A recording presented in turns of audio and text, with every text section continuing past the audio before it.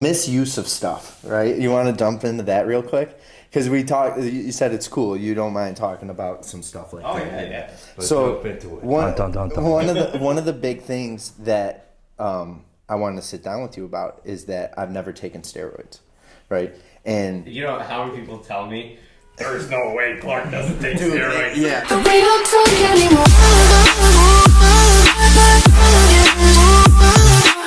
Like we used to. Like we used to.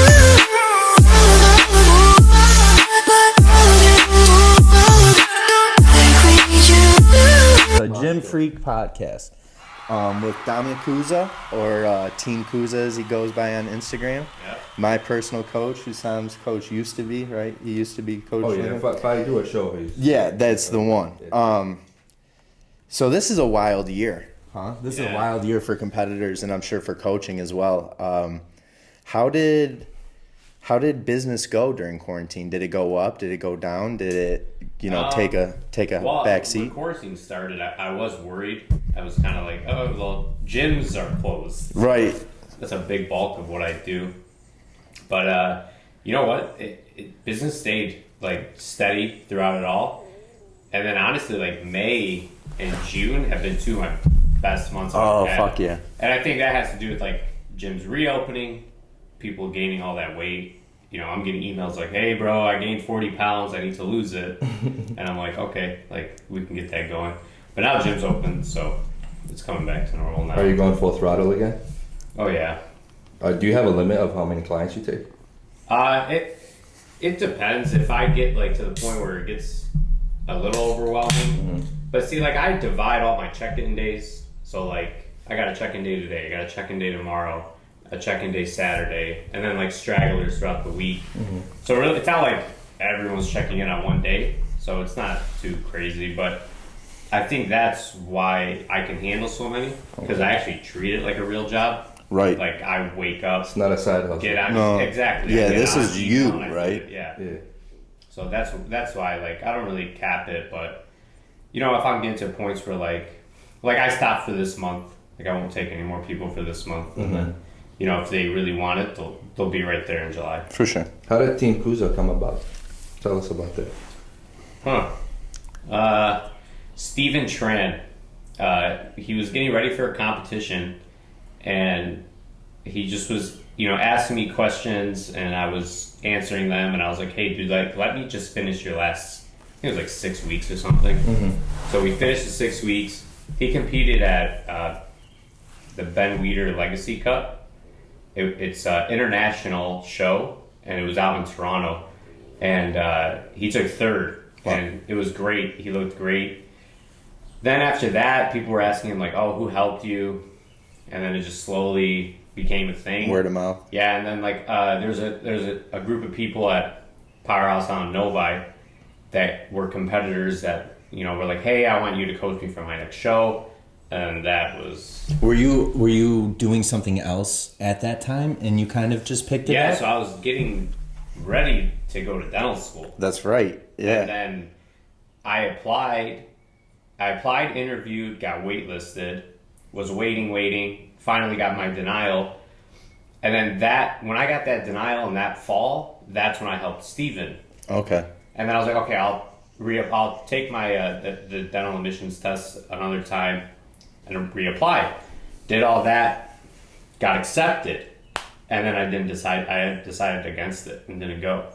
And then I went back to school, did my master's, and I'm here today. What's your master's in?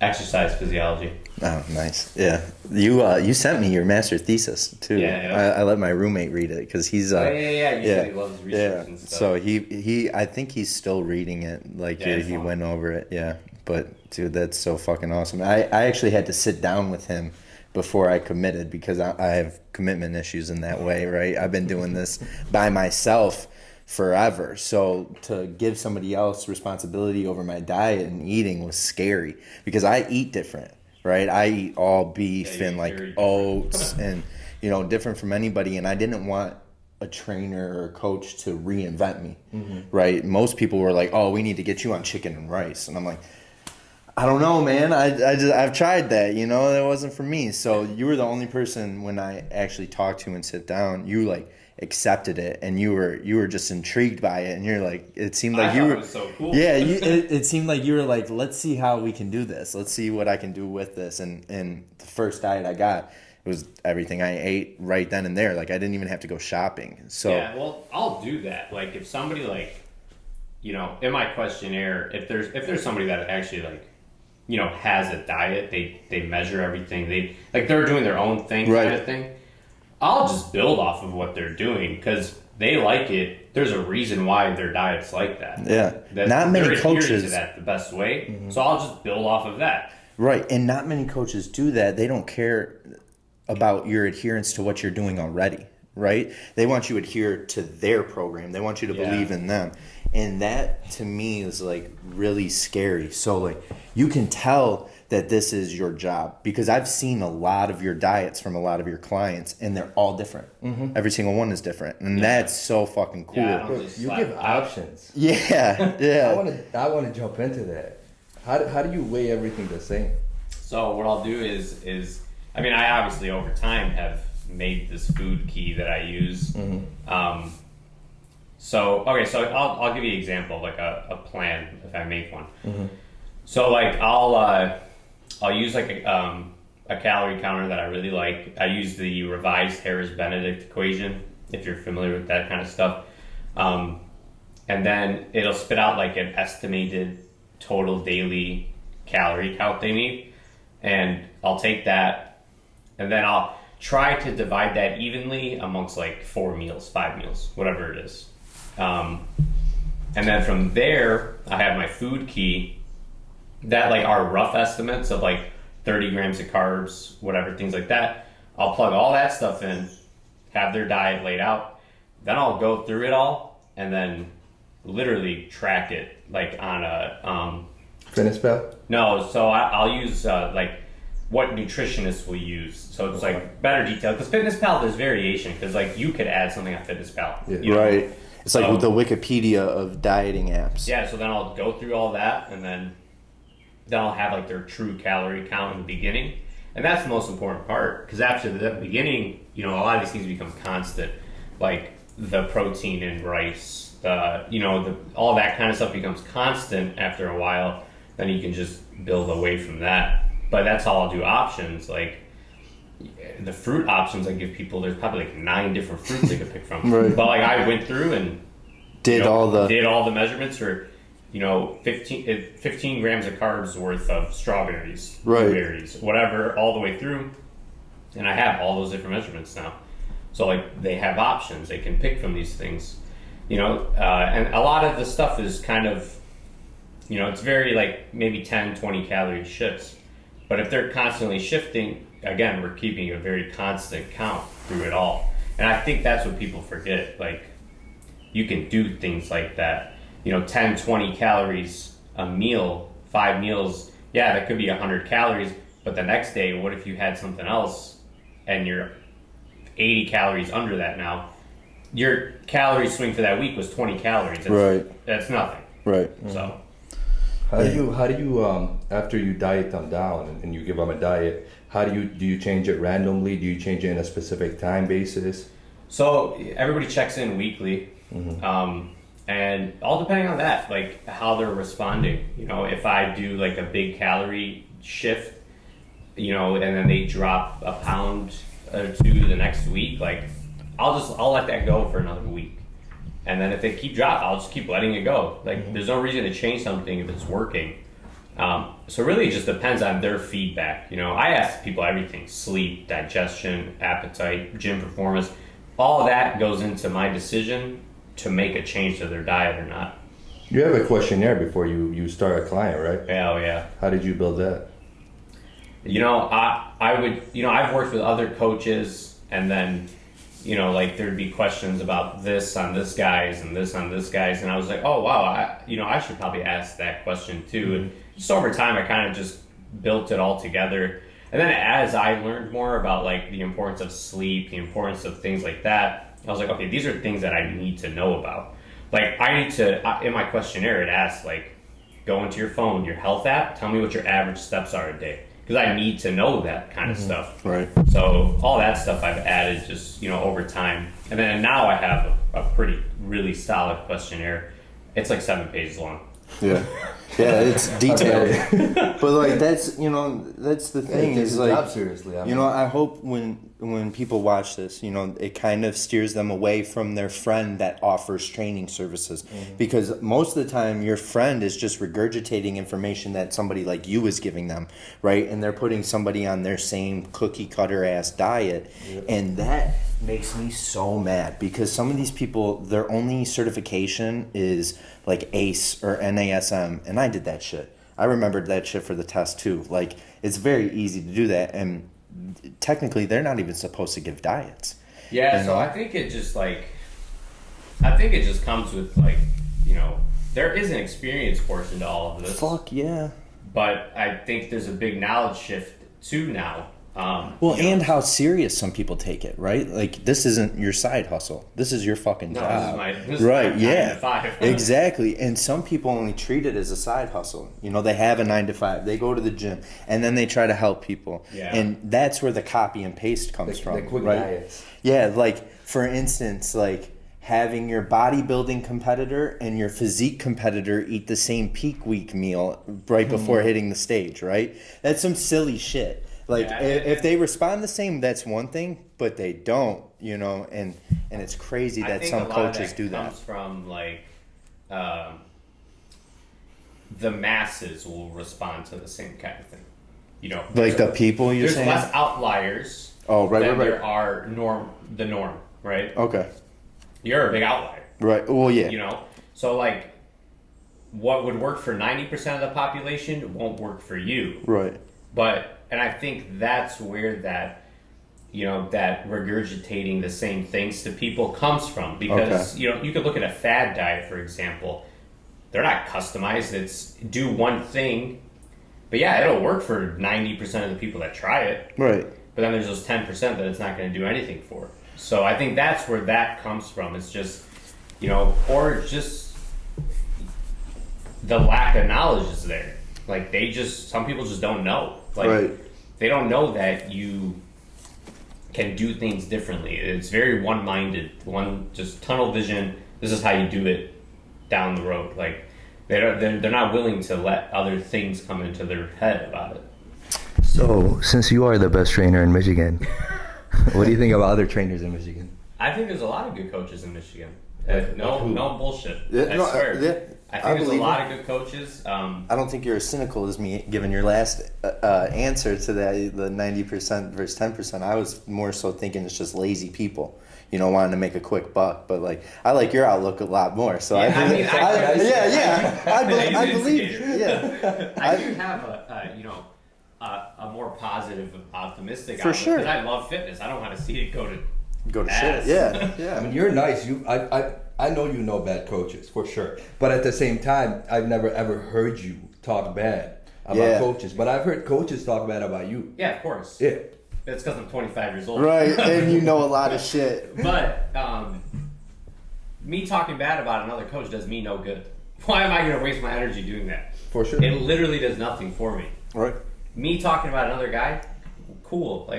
That has nothing to do for me. Right. It doesn't improve your portfolio. Zero. Right. And I don't want that. I don't need that kind of energy in my life. And if people talk bad about me, go ahead. Yeah. I know I'm doing something right, so that's you got married this past year, right? Congratulations, bro. Yeah, 25. Damn. Yeah. Good for you. That's awesome. That's Where'd awesome. you guys go? We went to Hawaii. How was that? Which island? We went to Honolulu for 3 days, and we went to Maui for a week. Nice. Yeah. Maui's Honolulu was I felt like I was in Miami. Okay. That downtown kind of Florida vibe. Okay. All tourists. Once we went to Maui, I was like, oh my god, this shit's a movie. Right. Maui's nuts. This isn't real. I've been to the Big Island in Maui, and Maui was surreal. How was the Big Island? Big Island's dope. The Big Island is so sweet. There's two main sides, obviously, right? But they're divided by the mountain. One is Hilo, and one is Kona. Hilo can be considered a rainforest because it rains every day there. Kona can be considered a desert because it never rains there. How fucking nuts is that, Albany right? is that That volcano volcano, right? Yeah. So if you go to Kona. Hilo was awesome too. I would go back. Yeah. Oh yeah. The Kona was I mean, it was awesome. a long ass flight, but I'll go How back. long was it? We went 2 hours to Atlanta and then 10 hours to Oh shit. Honolulu.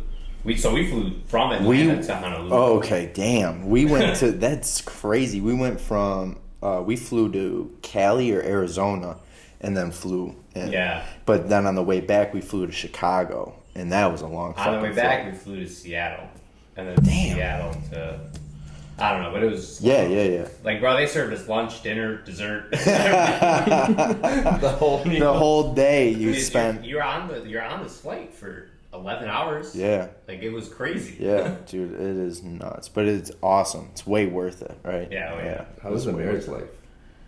I swear it's chilling. Yeah? Like, I love Well, it. that means you got the right one. Yeah, we've been together for a while too, and it's just like, it's cool. Yeah. You know, She works it's out, my too? first time living on my own too, so, Oh, nice. you know. Does she work out? Is she into fitness too? She works out, nothing crazy. Yeah. She's a nurse practitioner. Okay. She takes care of pediatric trachs, so like trachs Oh, and shit. and babies and stuff. That's a pretty gnarly intense. job. That's Yeah. tough. That's a gnarly That's- job. yeah. How does being married? Did it affect your job at all? Did it? Did it give you more peace of mind? Honestly, like getting married, like all right, cool. Now I got my ride or die, and now I know I can focus on this shit. Full Yeah, blown. she always supported it. Her brother is a huge jiu-jitsu black belt. Oh, nice. So she always grew up like somebody dieting in the house, you know, constant training regimen, all that kind of stuff.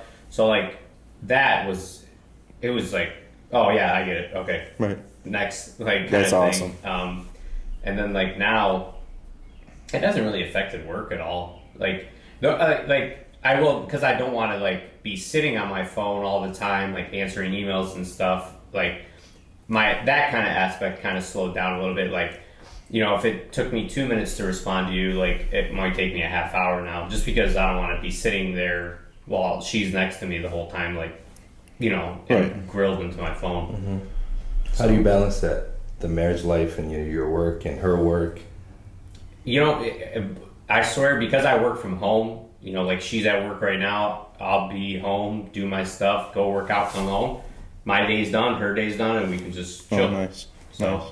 she works 4 days a week, and like those days I get all my stuff done, and we have all the free time in the world together. That's awesome. That Man. is dope. Yeah. Are you dieting right now?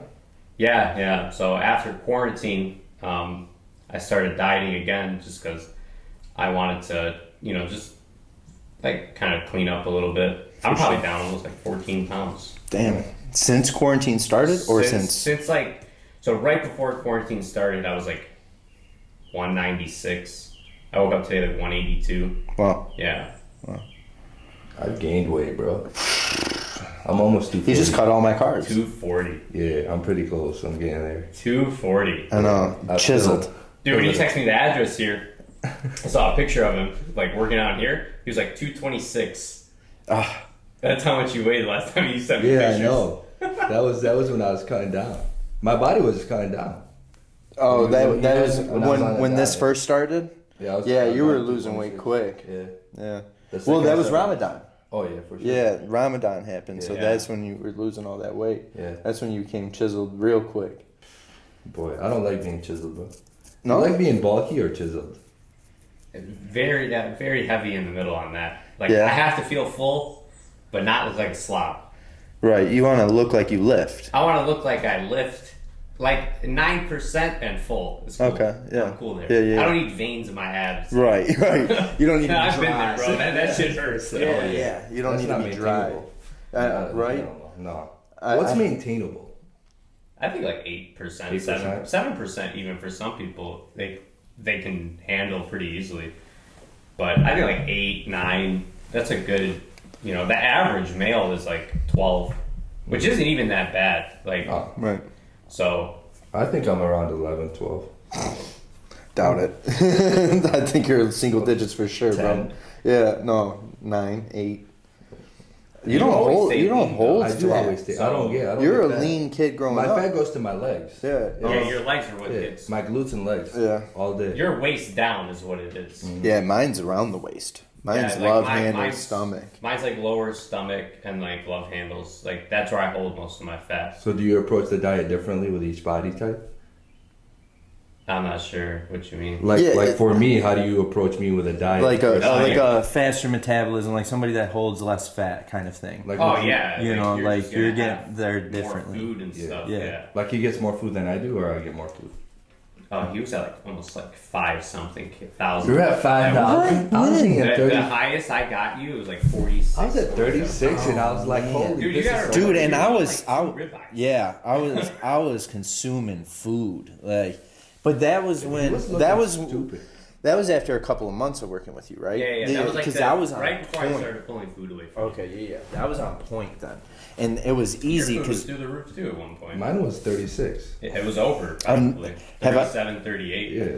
have I ever asked you what my macros or anything are? No. No, I don't care, bro. I trust you, and like that was one I thing. talked Like, to him right after my show. yeah, oh yeah, Yeah, I was know, so- yeah, I know you He did. talked to me, bro, and he was like, I know what you did. Yeah, I don't like you right now. yeah, exactly. But I'll say it how it is, dude. yeah, that's what You know, that's what it's- the it comes fuck with- you need.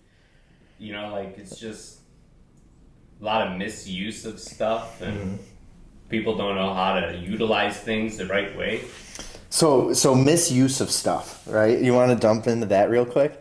Because we talked. You said it's cool. You don't mind talking about some stuff like Oh that. yeah. Let's So jump into it. one of the big things that I wanted to sit down with you about is that I've never taken steroids, right? And You know how many people tell me there's no way Clark doesn't take steroids. yeah, I so hate it. And I'm like, no, I do his diet. Like, what's the point of lying? right, yeah, exactly, right. Why would I lie?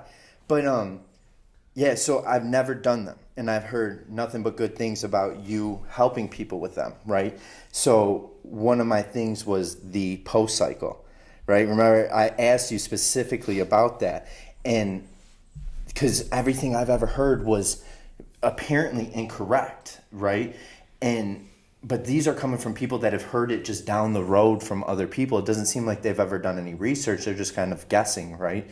So I know you've done your research, and I kind of want you to go into a post cycle real quick on like, just because I think it's going to blow people's minds because normally they start on it, right? They normally start while they're on it. Yeah, I mean, so, dude, take your average guy getting in his first cycle. Okay, first off, most people getting into the first cycle don't want people knowing. Right. So they're not even going to ask others for help. They're going to go straight to forums, you know, and then forums have some great information and then some garbage information, you know, and then that's just like picking a needle out of a haystack. Right. You They get don't know lucky what if they're you getting. tried that thing.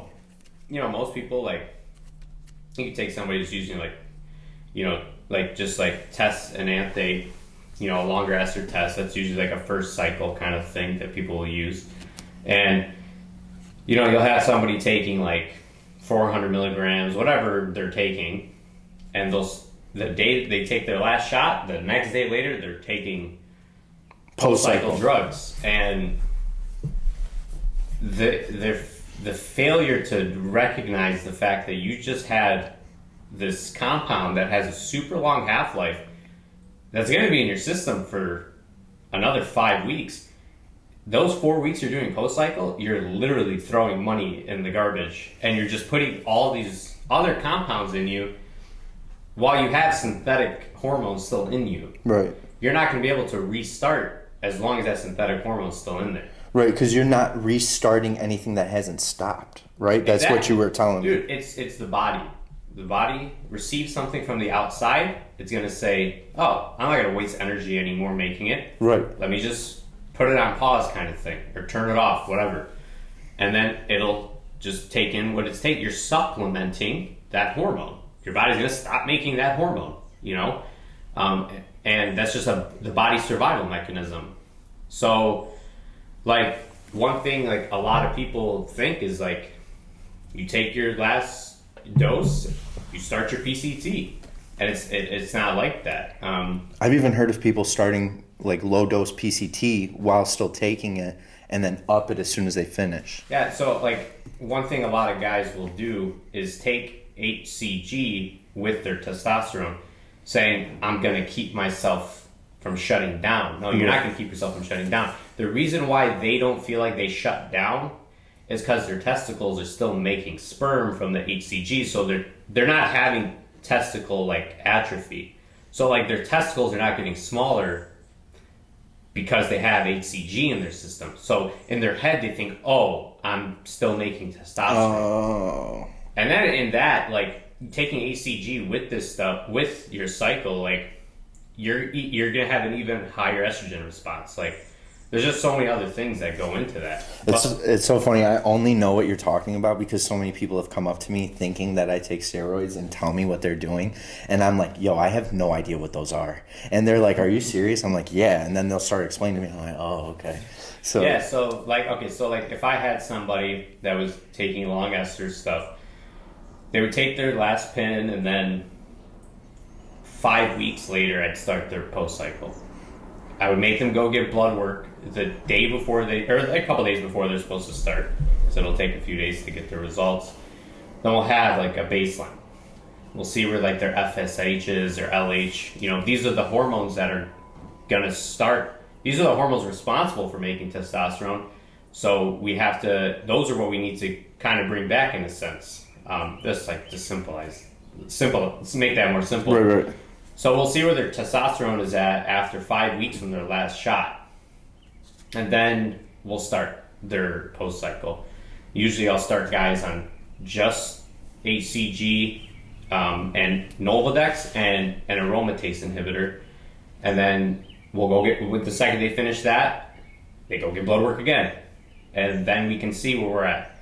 And then there's just a protocol I follow through it all. But you have to get blood work like 4 times through. Right. Like, and that's one thing people can't stand doing. I was about to say, man, I've never heard another coach like looking at blood work, which is There's scary. guys that look at blood work. Well, right. They recommend it, but Yeah. I don't think they really look at it. Yeah, and well, that and like, you know, just from where I'm at, right? Like, to me, I've never heard of that. So, Yeah. like, I'm not saying it doesn't exist, but like, that's one thing that drew me to you is like you said first thing, like we would have to get blood work, and in my head I'm like, fuck yeah, okay, he really wants to see blood work, like that's sweet, Yeah, so you know? like that, you know, I've helped so many people with their post cycles. I've had people like literally come to me just for that. Right. And when I tell them they gotta get blood work like 4 or 5 times, they're like, "Are you serious?" And I'm like, "Yeah." Like, what did you think? What do you want me to do? Put this shit in you and just be done with it? Right. Yeah. He will know what you have in your blood. Yeah. Exactly. Like, that's one thing that blows my mind, dude. Like, these people just do it, zero research into it, and like, I'm like, bro, you're literally putting something inside of your body, and you're not even gonna read about it. Right. That's scary, dude. Like, you could have all the trust in the world in me. I would never be offended if somebody went into their own research. Right. Yeah. True. That's pretty much why I wanted to sit down with you, because I had heard that before, and everything before that I heard, everything before your 5 weeks, right? I heard, and I'm like, wait, I gotta talk, because like I'm probably wrong, you know, but I want to know why. I want to be explained there's why. a guy, his name is Dr. Dean St. Mark. Was he the homie that like did that rant about it? You sent me the one time. Oh my God. Man, that was awesome. He's a PhD in organic chemistry. Okay. He used to be with the Trained by JP crew. Mm-hmm. Oh, He was, like, we heard a lot about him. That's was Marco's one- favorite. He's my favorite too. Okay. He was like their educator, and he left them, but whatever. Brilliant guy, and he's who talked about this post cycle, like how there's so many flaws in the modern PCT and all these things. It's great information, and I think everybody should. It's on YouTube. You can literally just search it, flaws of the modern PCT, and it's a great video to explain what's actually going on. I had a client out in New York, and he was trying to get on like fertility meds, and he showed his doctor what I had him do, and he's like, man, how did he even come up with this? So I sent him all the research behind it all, and he's like, wow. He's like, so this actually would work. Yeah, motherfucker. But yeah, dude, that's crazy. Yeah. What do you recommend? Like, how do you start a cycle? I was about to say, like, if we were about to start something, which I do plan on doing eventually, because I've been doing this naturally now for 10 fucking years. Like, I'm 28. It's about time, right? And I want to go to the next level. I really do want to see where we can take this. So, if we were about to set something up for me, what do you think we would start with? It's first try to see where your natural test is. 100%. So blood work. You go do your blood work. Test is always high first thing in the morning. So I always tell them, go when the place opens. Go get your blood work when the place opens. We'll have your most accurate test reading right there. So wherever that falls, we'll kind of gauge where that dose will go. Dude, if you're somebody that's like 800 in the morning like that, you don't even bother. Wait another couple of years. Because if you start at 200 milligrams per week, for example, you might be under what your natural is at that point. Really? Because it'll start shutting natural? Yeah, you'll just start shutting down your natural, and then maybe 200 milligrams doesn't get maybe you don't metabolize that enough to match what your natural is at. So, I always try to tell people start as low as possible, so that when you build up the next time, you don't have to make huge jumps. Right. That's a big thing, and I'm helping somebody right now with their first cycle, and we did the same thing, and I started him on 200 milligrams per week, and that's all he needed, and he's gaining nicely, and his strength's going through the roof, and all these things he's positively reacting to it all. And then that's how I would start somebody's first cycle, is just lower. They don't need it. They don't need a lot. Try to maximize the most out of the least, right? Exactly, yeah. And a lot of guys will preach that, and a lot of guys will, say that. Like Jordan Peters, he's huge on drugs, and I've always watched his stuff, and he's the same guy. He uses a lot of stuff now, but he always preaches, your first time, don't go overboard. There's no point. Right. Start as low as you can so that the next time you do your next cycle, it doesn't need to be super high. You can just gradually increase each cycle so that, if you start at 500 your first cycle, the next time you're going to have to do 6. Right. Right. And then eventually you're going to be at a gram like this out of nowhere. What if you started at 200, the next time you could do 350. Right. The next time you could do 450. Look how many cycles it's going to take to get 700 now versus the second time. Right. Fuck that. Do you mix drugs? Yeah. All depending on what that goal is, though. So if you're getting him for a show, getting him ready for a show, and after you start him off on test, and say his test is not 800, say it's 500, and you start him, what would you mix? What drugs would you mix for him? If he was getting ready for his show, I'd probably add Masteron in the mix, just because it has anti-estrogen properties to it. So that's one thing I like to use is Masteron with tests, because I don't have to use as much aromatase inhibitors like Arimidex and Aromacin, which are trash your cholesterol. They're they're everyone thinks it's just an anti-estrogen. No, dude, it's I've seen Arimidex destroy cholesterol panels. But if we use Masteron, we don't have to use as much of that stuff because this has some anti-aromatase properties to it. And then that'll free up also some more free tests too. So I'll like to add Masteron to test cycles all the time, just to minimize all that kind of stuff. I want to keep the person as healthy as I can. Right. There's nothing healthy about this. No. Fuck no. We do not recommend this. No, fuck no. Yeah, 100%. Only. Hypothetical. I'm still natural. But Why are you laughing? these are all things that people don't take into consideration. Right. They just think first cycle 500 milligrams. Yeah. Oh my god. Man, you should hear what of Arimidex every other day. That's what it is. I've seen some protocols that are insane. I've seen them too. Yeah, this shit scares me, bro. I'm not good at not knowing. That's the thing. That's why I try every diet, because I have to know. I have to know if it works or not, right? So, but I don't want to just try this shit. Yeah. This is something I need to know. One thing I truly strongly believe in is if you're gonna get into this, you're gonna stay into this. Right. I think there's 0 point in doing post-cycle therapies. Really? So you're more of a cruiser? Because what am I going to do? I'm going to reset your test back to normal, and then 2 months later, you're going to say, hey, I want to get on another blast. Right. Like, why did I even just waste this time? Right. And I could have just found what dose worked perfectly for you to keep you in a normal test level, like just a replacement dose. Essentially TRT. Exactly, right. TRT. And then you can just bridge right into it. Does that mess with having babies and stuff like that? It could. That's all. Yeah. That's You're taking a chance, right? You're taking a chance, but you should know that the second. Right. Yeah. Right. That should be considered. There's some really good protocols as far as like helping with fertility and stuff. Like, there's HCG blast with HMG. There's one thing that's important with like having kids is sperm motility. The way a sperm actually moves has a lot to do with if it's going to make it to the egg.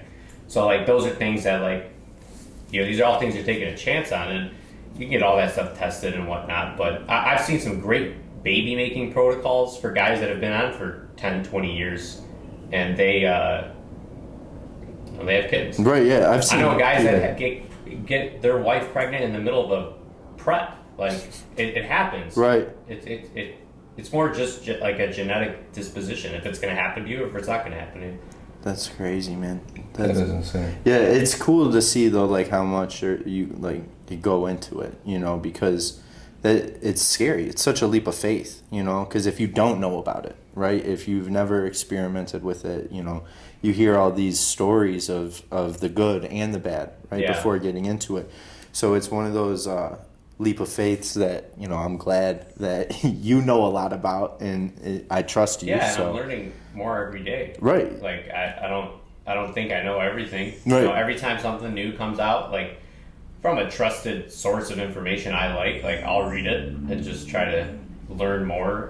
There's a couple guys I'm friends with down south that are phenomenal coaches, and we talk all the time, and I'm learning a lot of stuff from them. They're learning a lot of stuff from me, and we became such good friends. Like a network Yeah. of fucking knowledge. That's awesome. What do you think about?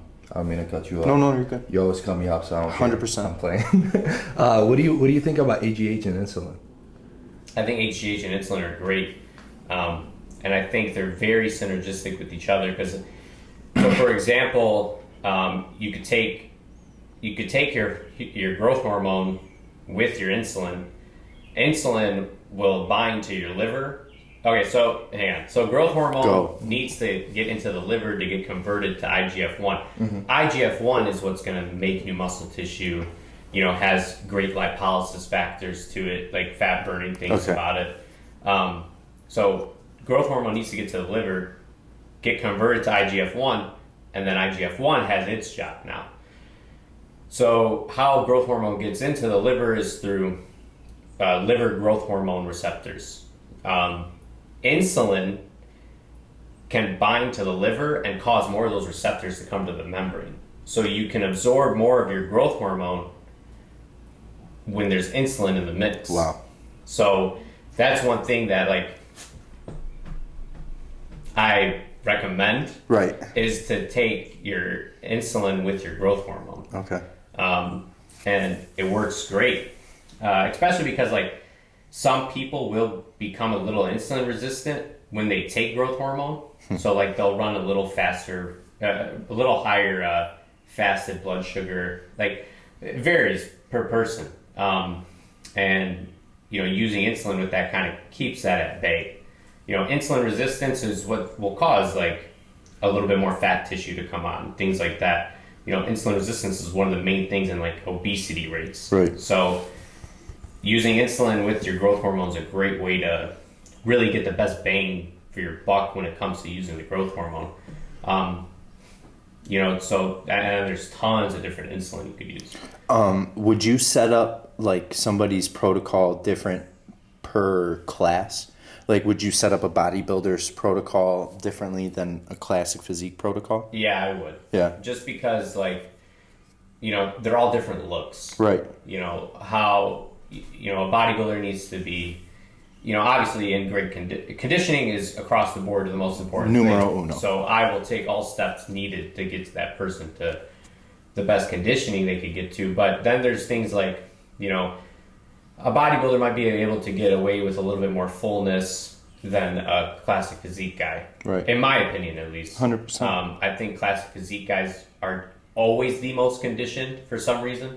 They're just always more conditioned than the men's physique and the bodybuilding. When I go to shows, I've been to dozens of national shows, and it's always like, man, I always notice the classic guys are just always more peeled. You know, they're hard as a rock. Like, they just look really good.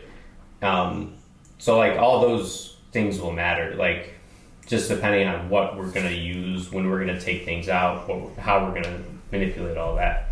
Because, like, a bodybuilder can get away with, you know, good conditioning, but they need to be really full. Right. You know, a classic physique guy, yeah, of course, you want them to be full, but I want them, in my opinion, to be more conditioned and sharp than worrying about their fullness. I'd rather get them on stage at 90% full and still sharp as hell, right, than 100% full and they lost soft. a little of that sharpness. Yeah. That's crazy. I did a little research about HGH because I always wanted to. I was at 16 years old telling my dad's a doctor. I'm like, Dad, I need some HGH because I wanted to get taller. I was so short. But then I started researching. I was always short, bro. I started researching about it, and I read that you don't get the muscle building phase until after 6 months to a year. Yeah. So right. So in the beginning, it's just a fat burning, and that's why most people that take it are so hungry. Yeah. So correct me if I'm wrong. Like with the growth hormone, you'll notice like nothing the first 3-6 months. Mm-hmm. Like, at what dosage? You're talking 4 to 6 IUs? I would say 2 to 6 IUs. Okay. So anywhere between 2 to 6 IUs. Like 2 IUs, you're not going to get much. They call them satellite cells development, like new muscle tissue cells. Mm-hmm. You know. You'll hear a lot of people use 2 IUs for fat burning purposes, mm-hmm. and yeah, it helps. But 4 IUs is probably like the sweet spot, I think, in my opinion. But yeah, like you don't see anything for like the first 6 months, like, and then when you start seeing building, it's very gradual because growth hormone makes like a baby muscle tissue cell. Like, it's new cells, right? It's so it needs to it needs to mature. It needs to mature, and it needs to mature fast. So like that's why like using anabolics in the mix will cause that new tissue to mature, get older faster. So that's why like you'll see muscle gain from growth hormone over time, but it's not like 10-pound swing of tissue all of a sudden. Mm-hmm. Right. It's just a very gradual thing over time.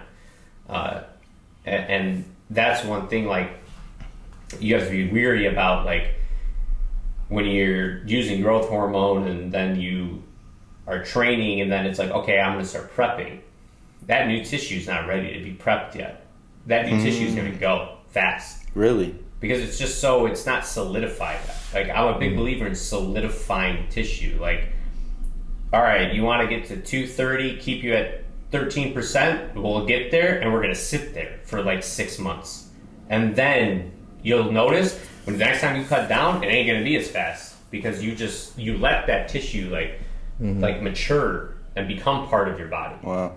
That makes a lot of sense. I've for sure. I've been only referring to it as a tissue now, like adipose tissue and muscle tissue, right? Because I need it to come across when people ask me a question that this shit is alive, that this shit takes time to build or takes time to lose.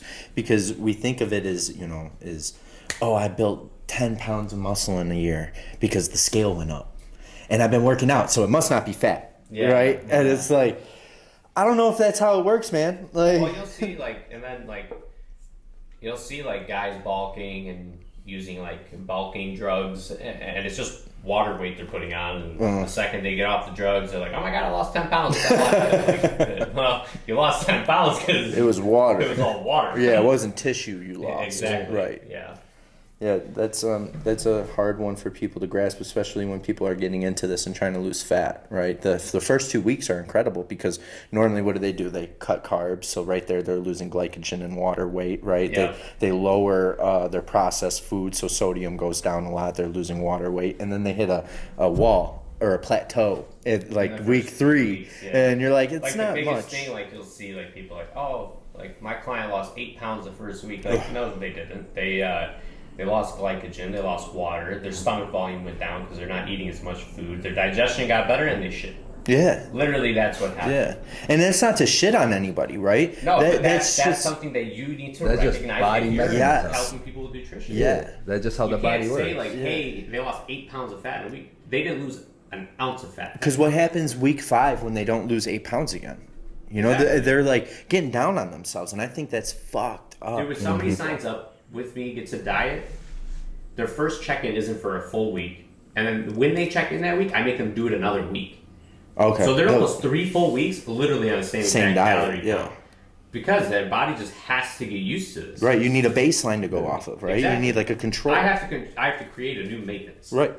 Yeah. Or as best as I can do with what they give me. Right. I went down 5 pounds when I started with him, and then I maintained 230. Fuck and yeah. that was our goal. We maintained it for a long we time. maintained 230 for Yeah, a long for time. the longest time. And then I was getting leaner at 230. Right. Yeah, and I'm sending him And that's pictures. what happens. Yeah. Right, because he's solidifying the muscle, right? More muscle tissues, being made, metabolic rates going up. You're burning more fat just because you have more tissue now. Like it's just a chain of reaction.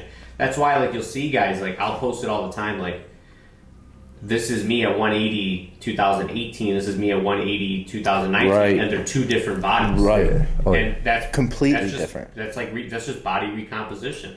I have more muscle tissue here, less muscle tissue here. That's why I look a lot better at this 180 a year later. Yeah. How do you train? Ooh, I love the way you train. I train progressive overload style. I'm very like 2 sets and I'm done. But not just 2 sets, because that throws a lot of people off that are new to the game. Okay, right? so I'll warm up about 10 sets. Exactly. But like people, when they hear 2 sets, they're like, what the fuck do you mean? Like Yeah. I start with 225 when that's my set of 10. Like, no, you build up to that, right? And that was me. Because when somebody me said too. 2 sets, I'm like, fuck, what? Me too. You know, but like then you're like, no, man, you hit your 135 still, you're 185, you're 225, whatever, and then you get up to that set of 15. Yeah, so like I'll do a few warm up sets, get to my first working set weight, do that for like a set of like 10 to 8, then do a top set where I fail anywhere between 5 to 8, and then depending on the movement is if I'll do a back down set for like 12 reps. What would be one of those more compound? So like probably like if I was leg pressing, I would do that. Like just because they're bigger, it's a bigger muscle group. It needs metabolic work, not just like straight strength training work. I want to get like a huge load on that tissue, and then back it off with some more higher volume work. What's metabolic work?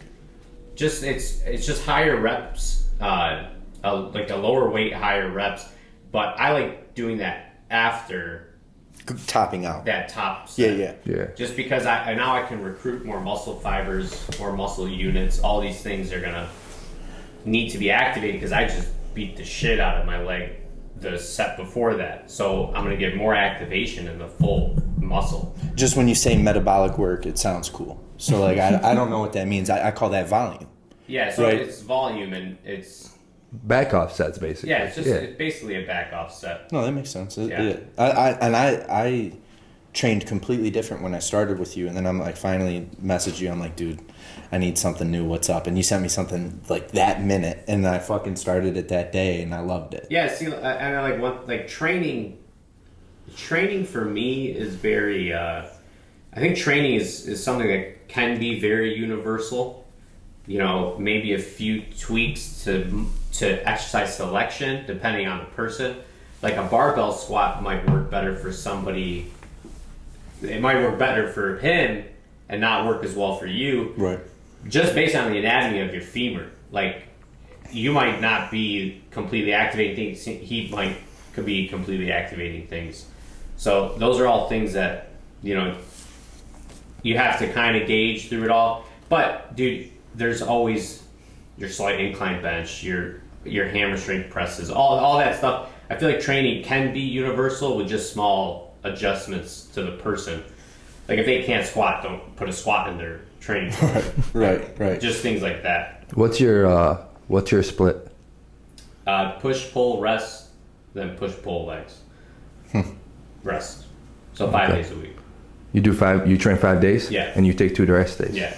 I love that now. Yeah, it's I my love favorite. that now, man. It was hard for me to buy in because, you know, growing up the fat kid, dude, like I don't want to stop. You know what I mean? Like it's hard for me to mentally buy into a rest day. It's hard for me to mentally buy into a deload because I don't want to go back. You know what I mean? And I know I won't in a week, right, or a day, but it's one of those things where I feel like I should be like doing something. I should be exercising because I can.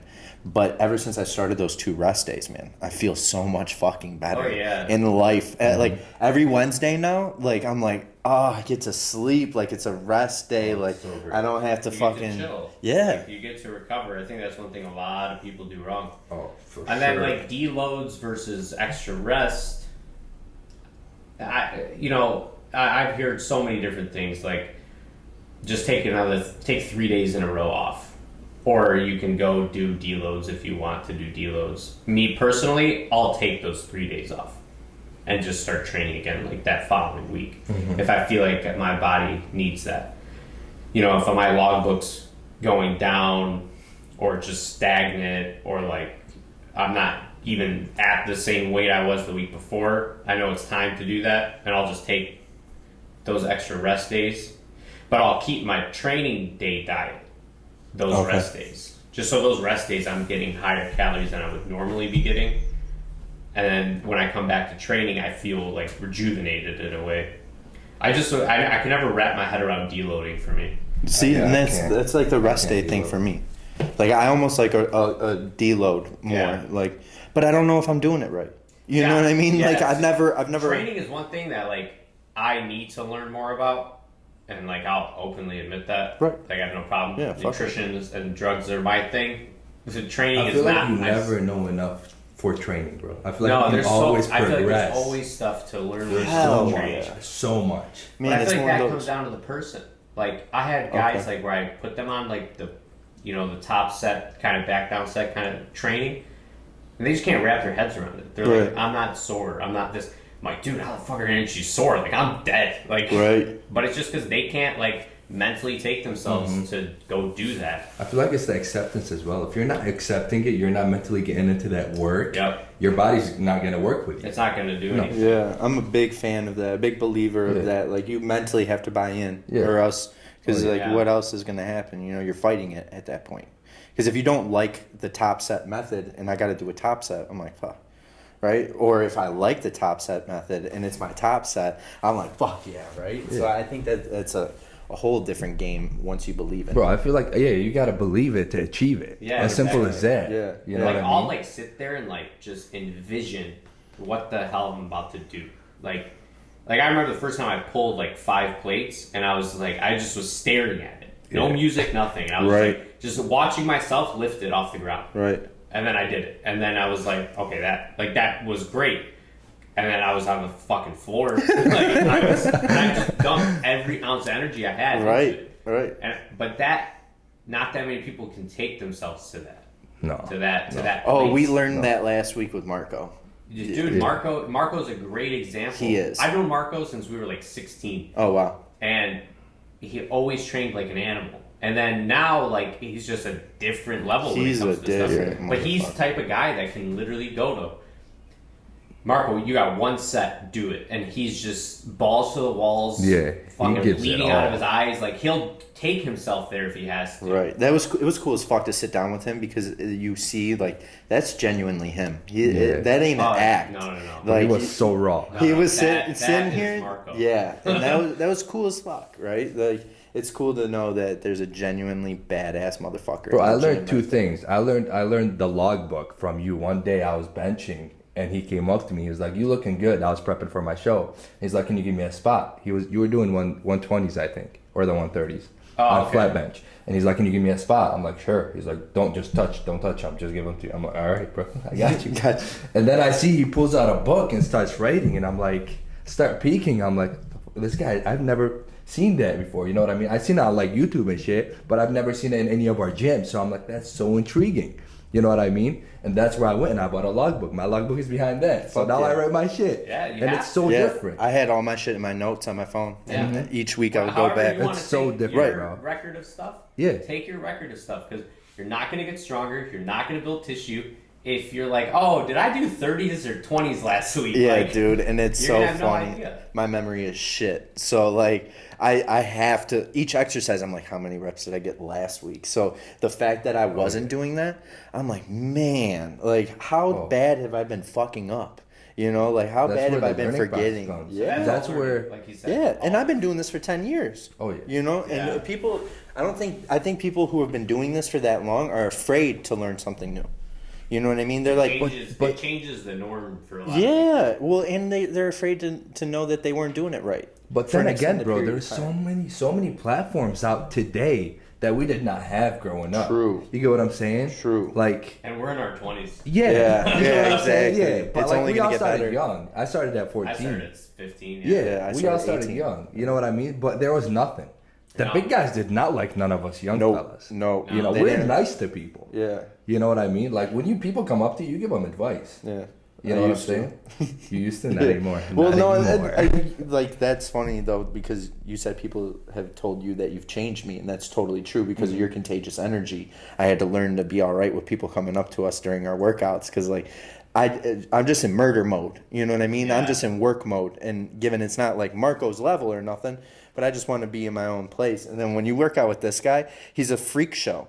So like people are coming up and watching, people are looking, people are coming recording themselves. You know what I mean? So like I had to get used to that, and it's like working out with a fucking celebrity sometimes. Even now, hey, you're the guy that does the videos with Husam, right? I'm like, yeah, that's me. But yeah, no, I go to a gym. Nobody knows me. that's I don't know perfect. what you're talking about, bro. You got a camera walking behind. Whenever I see him, I never want to go approach him and say hi to him. I just wave at him from far. I go to a Lifetime now that like... Bro, because everybody talks to you, and I feel like all your clients at Powerhouse know by. So like, yeah. Oh, which I have shit. no problem talking Right, to yeah. people, but like that hour and a half I got to myself. Exactly. Bro, yeah. I want to I zone respect out, that. tune out everything, and just go. My favorite people at the gym are the ones that give me a head nod and the I love deuces. it. I Yeah, love keep it. it moving, Like, baby. yeah. And then, again, it's not that I don't like the people that come up and talk. I fucking love I it. love You it. know, Like, it's I'm the coolest willing thing to in the help world. everybody. Yeah. Dude, I tell people all the time, they'll stop being my client, right? They're done, whatever, they're moving on. I'll tell, bro, you can email me questions, anything. Just Right. because we're not working together doesn't mean you can't ask me questions. Right, Yeah. right. That's cool as fuck, man. No, I feel don't like people do any of that. think you get mad or like, No. you know. What is something that gets you mad? Like as a coach, because I know there's got to be little things, and I'm not asking you to call there's just somebody simple- out. But like for one, I know is like when people are like, "Why am I not losing weight?" and they're not adhering to what I was you. about to say, like, don't lie to me. Right. Like, what's the point? Right. You're wasting your own time. Like me and you as client coach relationship. Like, I have all these other clients. Our time to talk is our time to talk and get things where we need to get things. You're wasting your own time lying to me. Right. You're not wasting my time. Right. I'm giving you your time right now. We're gonna check in, do everything we got to do.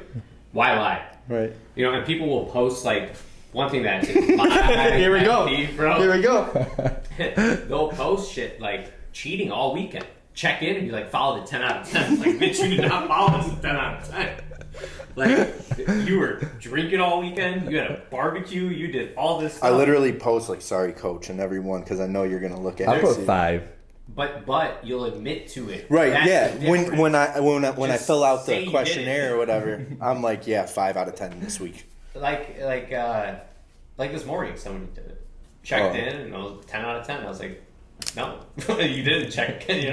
Do you say that to them? It depends. Depends on who it is Yeah. or what they are. Depends too. if I feel like I can to that person. Right. Okay. Good. If not, Know your audience. If not, your diet's staying the same. Mm. Because I know what you did. Right. If I make a change, I'm shooting in the dark right now. Right. Your calorie count was all over the place all week. I can't make a change because I have no idea where you were at. If you're not going to admit it to me, but you know, then there's people I'm really close to. we're all like screenshot it, circling, like, bitch, what are you doing? Like, That's awesome. Like, do you know, I don't even know how to say her last name. Ashley Demetrix? Yes. Demetrix, Yep. or whatever. She like posted a picture of like, she was holding a glass of water, but it had like a lime in it. So I screenshotted her story, circled it, I said, what the fuck is that? And she's like, it's water, I swear. Right. But those are people I could do that to. Right. Because, you know, they're really close clients. They're not even clients of mine. They're friends, you know? Mm-hmm. So, but that is my pet. Don't lie. What's the point of lying? Right. It's just wasting your own time. You're wasting my own time. Because I'm and if I have to investing. hear from somebody else, like, oh, you know, hey, they fuck around on your diet the whole time. Like, what are you talking about? No, they don't. Yeah, they do. Fuck. And I'm like, oh, are you joking? Like it's like the biggest slap in the face to me. Right. Because this is your job. It's not a fucking side hustle. Like, I get it. Like, go ahead. You can make your own decisions, but why did you pay? Why did you do Why are all you this? lying? Taking up a client space. Yeah, exactly. Like, I could be working on somebody that really wants it, you know? Like, right now, I'm closed to clients right now for the next 2 weeks. I could have filled your spot with somebody that would work hard these next 2 weeks. But, you know, don't do that. That's why, like, in my dude, in bold, the front of your thing says, if you do not follow this 100%, do not expect any results. Every time. Every email. Every email. Right there. I laugh at it every time. Because I'm like, oh man, he's got to tell so many people that. He's got to tell. How many clients do you have, if you don't mind? I don't know if that's something that you want to talk about. Or... A lot. A lot, okay. Yeah. No, I figured it was a lot. Last time we talked, you gave me a number and it was substantial. You don't have to say. Yeah, it's probably like... Yeah. That's fucking dope, man. Yeah, that's great dope for you, bro. But like I said, it's all divided. Right? No. So, and that's that's a testament to how serious you take this, because like I said, I've set at least 5 people to you, and they always screenshot and send me their diet. And it's always so cool because it's always so different, each and every one of them. And I'm like, I want you to know, like, that diet is completely different than mine. So he gives a fuck about you. Mm-hmm. So don't fuck around, right? And, sometimes those people will message me about stuff, and I have no problem answering that, right? Because I sent them to you, so I get it, right? So I'll answer it, but I'm like, make sure you tell him this, because he needs to know this. He's the one fucking with your diet, not me. Yeah. So, like, I have to translate that or get that through. That it's like, yo, I'm not your coach. Like, I appreciate you asking me, but like, you got to make sure that you talk to him about it. So. Yeah, no, and like, I appreciate that kind of stuff, because like, I always tell people, like, I'm here to help, but if you don't bring that to light, right, I can't help you. Right, you're only helping so much at that point. I can only help you at a lot of people feel embarrassed to like bring things up like that, like. If they have a small issue or something, right? Like I don't know. Maybe they take it as like a sign of weakness they feel or something. Is that one still going?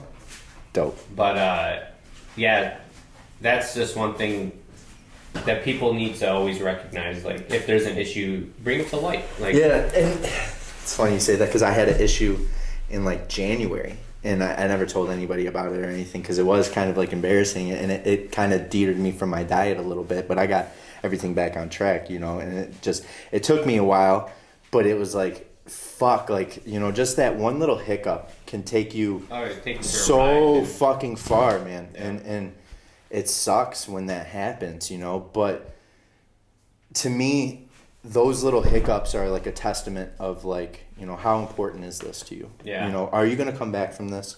Are you going to just kind of say, fuck it, like, this is you now, or what? And I had to keep paying you.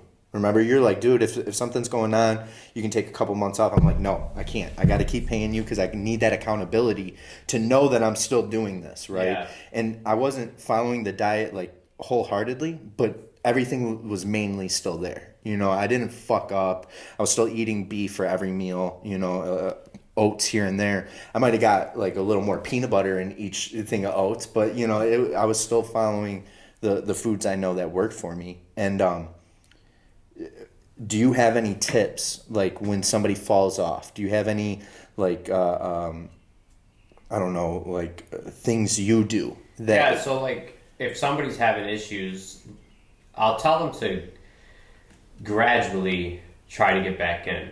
Like, make it a goal to eat 3 out of 5 of your meals perfectly for this week. The next week, maybe a 4th meal every couple days now.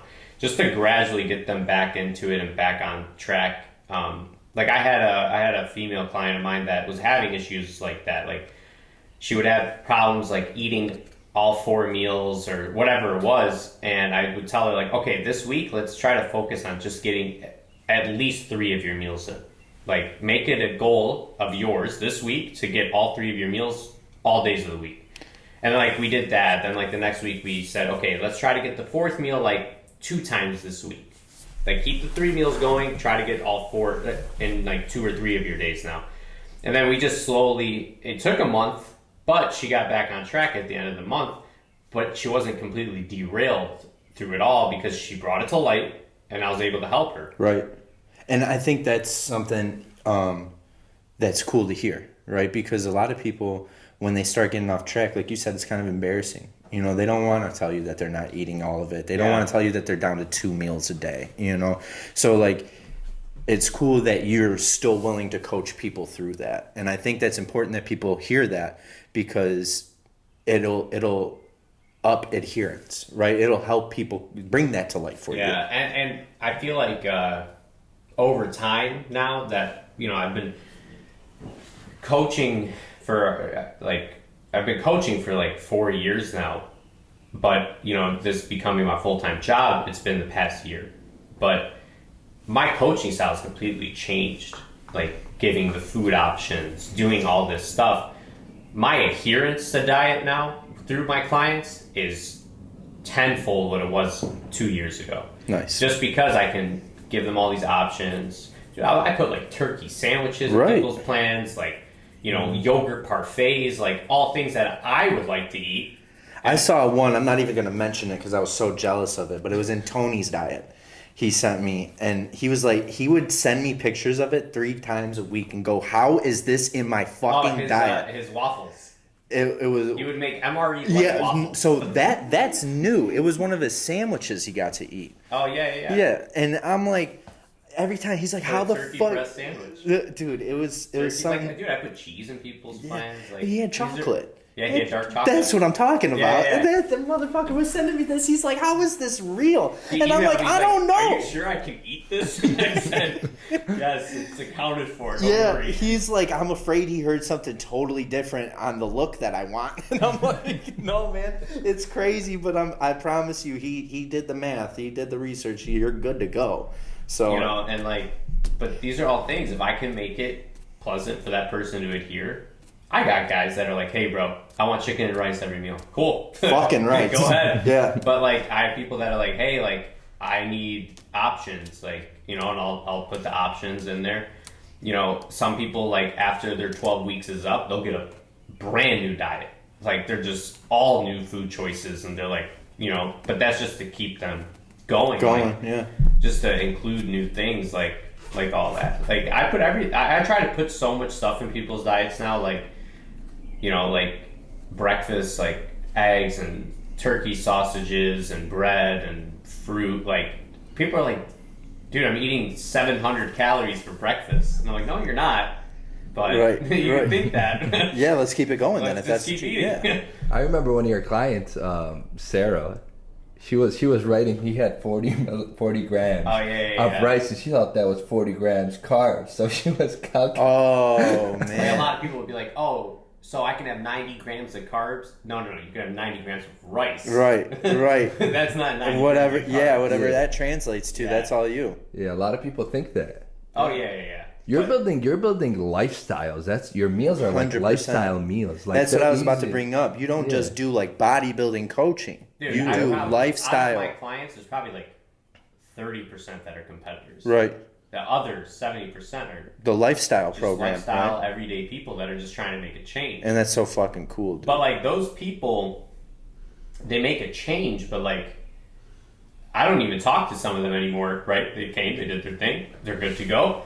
But I still follow them. I still see, and they're still making all those choices. They carried it on through it all. And then, you know, when they need me, they come back.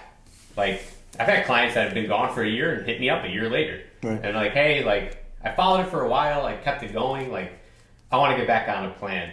let's do it. And Some people just need that accountability. Yeah, exactly. But like, I had a phone call the other day with somebody, and I was telling her like, you know, I want to make this your lifestyle.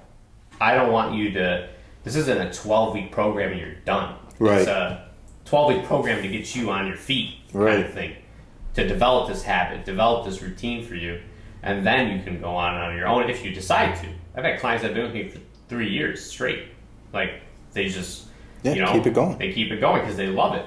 Oh, yeah. And it's affordable. Right, yeah, 100%. That was you don't tax. No, that was the coolest thing about that. The number one reason I don't charge a lot, and I'll do specials, things like that, people are always giving me shit for it. Like, oh, why do you do a sale? You're devaluing what you offer. I said, no, I'm not. I said, how am I devaluing what I offer? Maybe me doing a sale gave that one person a chance because they couldn't afford the regular price. Right. And now I changed their life because of $100 difference. Right. I rather take that all day than charge too much and not have that client.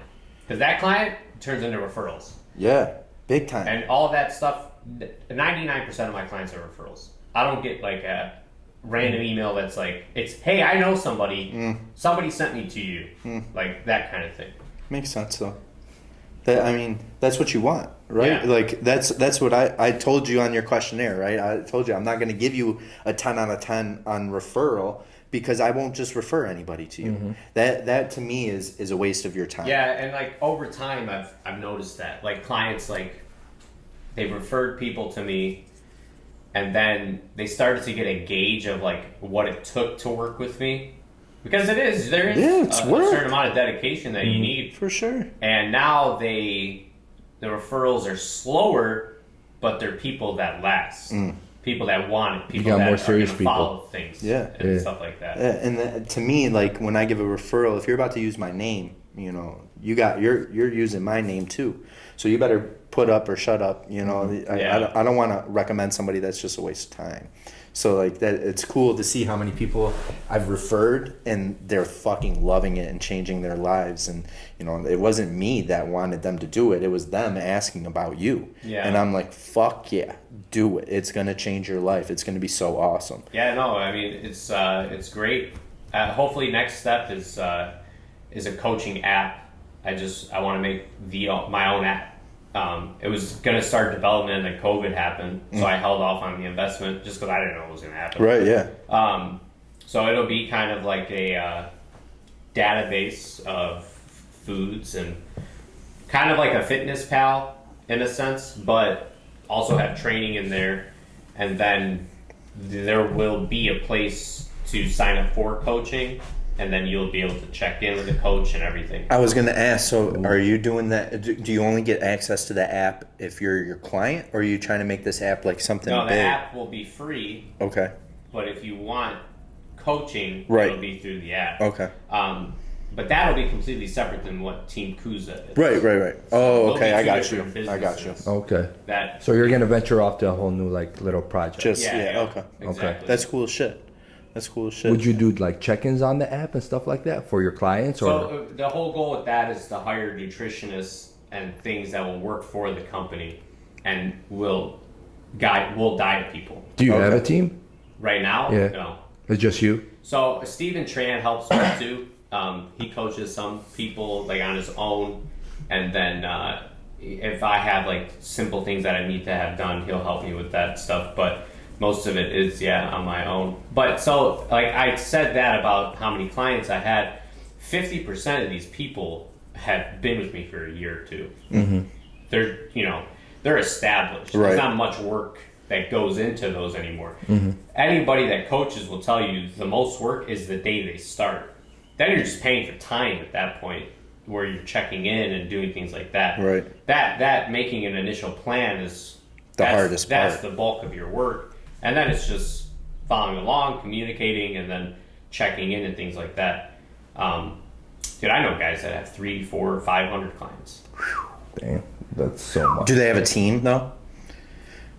That I know of, no. Right, okay. So I don't know. Right. You know, because I know some of like the top like competitors will be like, sign up for my coaching services, and then it's like, you know, somebody's team giving out cookie cutter fucking diets. Yeah. And I've seen people buy into those and like seen their calories and stuff. That's and they have the The name. marketing, the physique, the name, all that, and then that goes into that. How much professional bodybuilders you have?